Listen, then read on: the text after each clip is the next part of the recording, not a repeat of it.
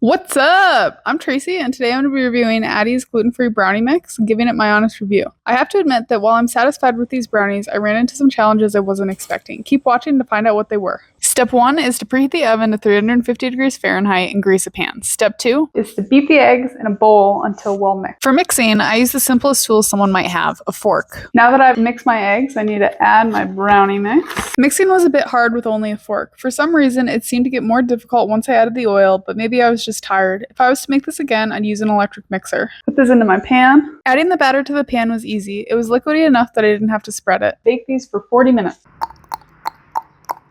After the suggested bake time for a glass pan, the brownies were still not done. I was really surprised to see how much the brownies rose during baking, but I wasn't optimistic they'd stay that way. I put them back in and checked again a few more times. They were ready to remove after 52 minutes, and I was sad to see they fell in the middle. So I'm going to check these ones again. You can see here that they have fallen in the middle.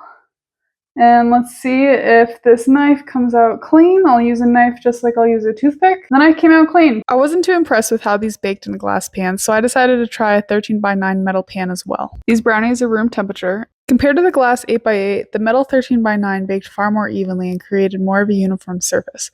There's a slight indent in the middle, but not too notable. For the glass, as I'm cutting into them, there's a very distinct top crust and bottom crust and a gooey middle. It came out of the pan nice, but it's not uniform at all in thickness. Breaking this, there's a really hard top and bottom crust, but the middle's gooey like a normal brownie. The thickness of the metal pan is mostly consistent. There's a slight divot in the middle, but nothing horrible. It's squished together a bit as I was taking it out of the pan. As I break the brownie, it's exactly what I expect. There's no hard top or bottom crust, and it just feels gooey throughout.